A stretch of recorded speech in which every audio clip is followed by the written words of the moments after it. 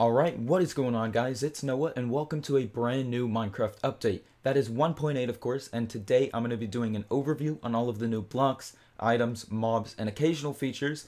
I'm not going to be doing more technical things such as command blocks because there is a lot of that. However, I will be leaving a link in the description to an article that displays everything, including what I'm going to go over in this video, in the description once again in an article. So check it out if you want to see everything that was added. That leads me to also say if I forget one block or something, which I don't even think I have, but say I did, you can check it out in the description below and it'll have everything there for you. But of course, people want to see it in a video. They want to be able to see what it looks like, what it's going to do, how it's going to be. So we're going to be doing that in this video. Another thing is, it is the morning, so my voice is a little bit grouchy right now, so forgive me for that. But let's get started. As you can see, I do have the temple in the background. We will check that out in a minute, but you could also probably tell that my skin doesn't look right. That's because I'm not wearing my hat.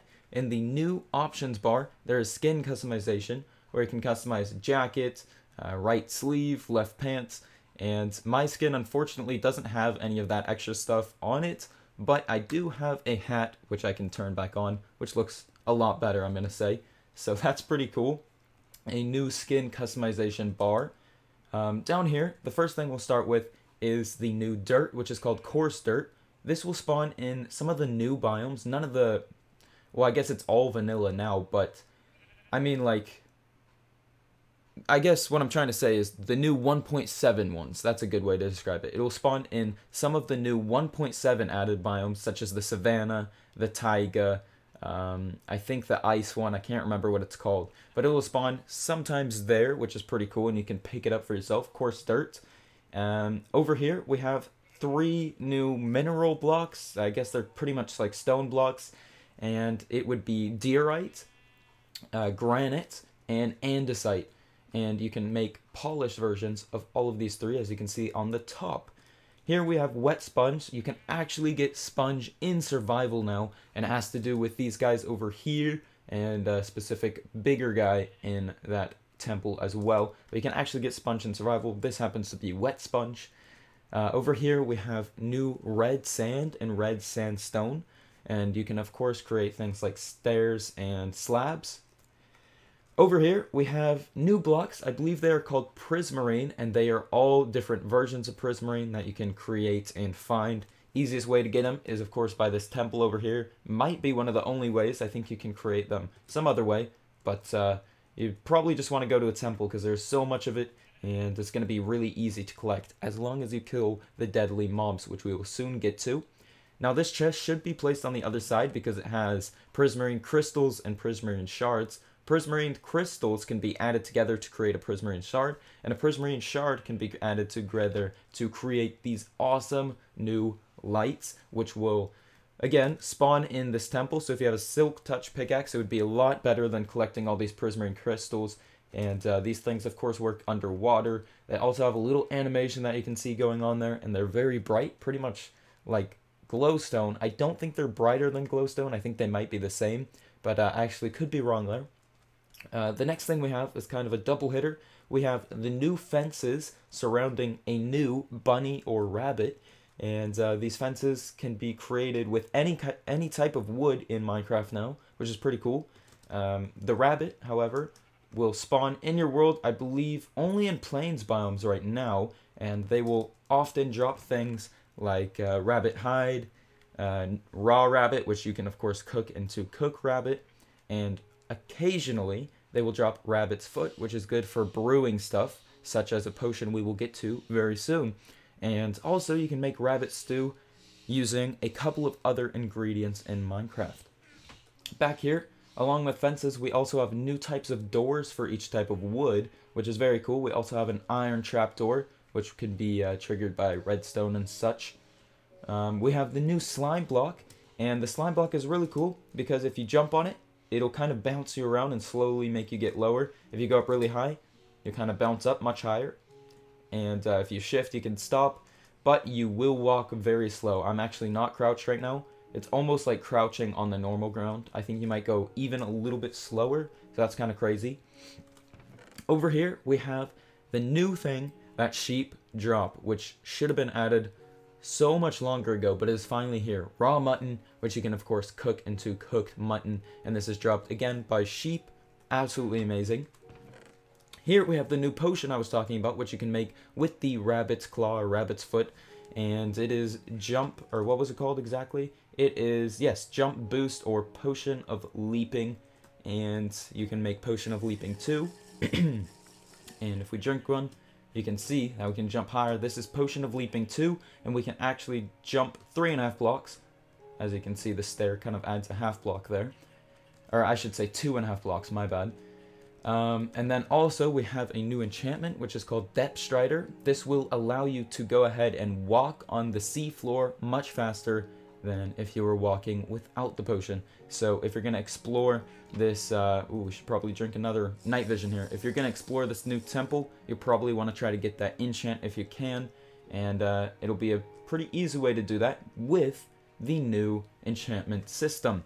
Now you can use lapis, and it'll actually not cut down on the actual enchant level that you need, but it will add an extra thing for use of lapis. Now you use lapis to, excuse me, to go ahead and enchant. Another feature with it is that you can now see what you're gonna get, or partially, and all of these happen to be sharpness, so obviously this one would probably just be sharpness 1 and that's it. However, this one, since it's level 6 and uses 3 lapis, is sharpness 1 plus probably some other stuff. So let's go ahead and see what we get. See, that was a terrible one. That one was actually just sharpness 1. So be careful, because it can mess you over like that. But most of the time, it'll just give you a hint as to what you're going to get. Our buddy here seemed to have despawned. This is another new mob that will spawn in the ender, or the end, I should say.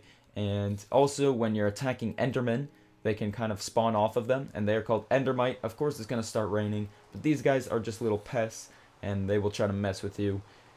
So this guy will probably teleport in a second, because, of course, he doesn't like the rain. Maybe you want to run into the ocean. Nope, I doubt it. But we'll leave him alone. The next thing we've got is an armor stand, which you can, of course, place armor on.